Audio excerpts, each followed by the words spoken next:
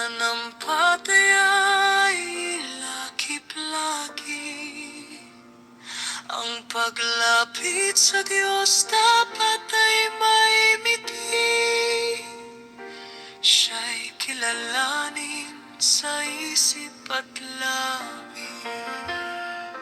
Ako ay napakong kasama ni Kristo. Ang buong buhay ko doon sa Kalbaryo. Pananampalataya doon sa Diyos ko.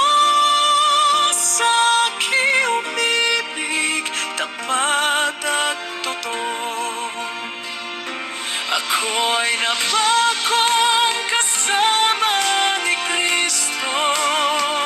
Ang buong buhay ko doon sa Kalbaryo. Pananampalataya doon sa Diyos ko. Sa aking umibig, tapat at totoo.